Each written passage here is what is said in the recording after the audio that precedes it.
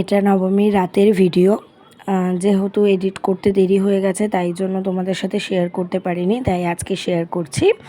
আর এই ড্রেসটা আমার ভাই দিয়েছে। আর ভাই তো এখন অনেক বড় হয়ে গেছে, সে তো এখন আমার দাদার মতন, মানে বড় বড় লাগে, আমার দাদা দাদা লাগে। তা আমি খুব খুশি হয়েছে এই ড্রেসটা দিয়েছে, ও ড্রেসটা আমার খুব পছন্দ হয়েছে তাই পরে নিয়েছি। আর ওই ইয়াররিংটা নতুন কিনেছি তাই সেটাও এর সাথে পেয়ার আপ করেছি। আর তাড়াহুড়ো করে বেরাতে হবে কারণ অনেক রাত হয়ে গেছে, আর ওর একটা বন্ধুর জন্মদিন, তাই জন্য মিয়ামরেও যেতে হবে। তাই মিয়ামরেও পৌঁছে গেছি, সেখান থেকে একটা কেক নিয়ে তাড়াহুড়ো করে ওদের বাড়িতেও এসে গেছি। বাড়িতে আনন্দ করে কেক কাটিং হয়েছে, কিছু ফটো তোলা, ভিডিও করা, এগুলো হয়েছে, সেগুলোই তোমাদের সাথে শেয়ার করছি। আর এই প্যান্ডেলটা আগেও তোমাদের সাথে শেয়ার করেছি। ষষ্ঠীর দিন যেদিন মা বাবাদের নিয়ে বেরিয়েছিলাম সেই দিন প্যান্ডেলটায় গেছিলাম, কিন্তু সেদিন রাত হয়ে গেছিলো বলে ফটো ভিডিও করা হয়নি।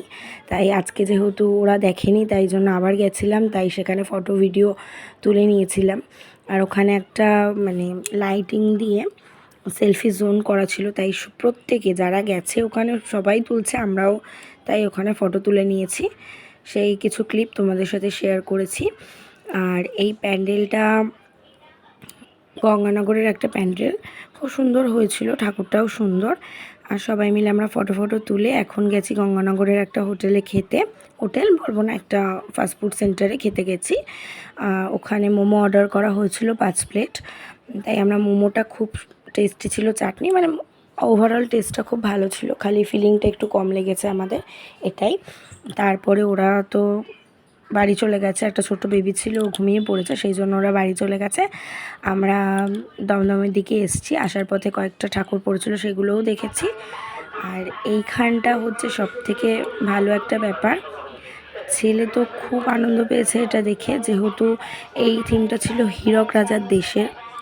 আর আমার ছেলে, মানে এই জেনারেশনের ছেলেদের, ছেলে বলো মেয়ে বলো, খুব একটা মানে জানেই না হীরক রাজার দেশে গুপি বাঘা এগুলো খুব একটা জানে না তারা।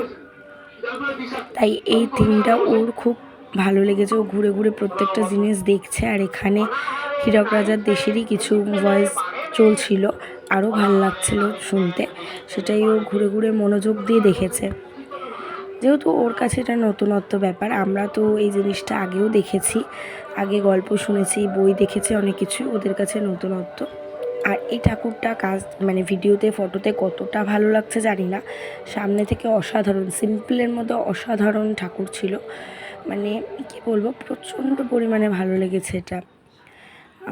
আজকে দেখা এটা বেস্ট ঠাকুর ছিল। এবার দমদমের ওখানে গিয়ে আটকে গেছি বৃষ্টিতে, প্রায় অনেক রাত ধরে দাঁড়িয়ে দাঁড়িয়ে বৃষ্টি কমার অপেক্ষা করেছি। এত জোরে বৃষ্টি পড়ছে যে বেরালেই ভিজে যাব, ওই জন্য তিনজনে মিলে দাঁড়িয়ে ফটো ভিডিও এই করে বেড়াচ্ছি, আর তো কোনো কাজ নেই এই জন্য। তারপরে কটা ঠাকুর দেখে বাড়ি ফিরতে হবে, রাতও হয়ে গেছে অনেক। আর রাত্রিবেলা যাওয়ার সময় ঠিক করেছি ডিনার নিয়েই বাড়ি ফিরবো, তাই 2-1টা ঠাকুর দেখে তারপরে রাত্রিবেলা খাবার নিয়েই ফিরেছি। এটা হচ্ছে দেখো চামচ, দড়ি, এই কাঁচ, এইসব দিয়ে তৈরি, চুড়ি, মানে সব এইসব জিনিস দিয়ে তৈরি করেছে এই প্যান্ডেলটা। ডেকোরেশনটা পুরো এইসব জিনিস দিয়ে তৈরি করা, সেটাই তোমাদের সাথে শেয়ার করলাম। কেমন লাগলো অবশ্যই জানিও।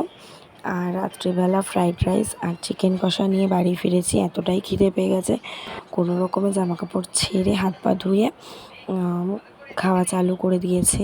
ছেলেকে তো আগে খেতে দিয়ে দিয়েছে, তারপরে আমরাও নিয়ে বসে পড়েছি। প্রায় তখন 4টে বাজতে যায়, খিদেও পেয়েছে এত জোরে, না খেলেও নয়, তাই জন্য বেড়ে নিয়ে খেতে বসে গেছে।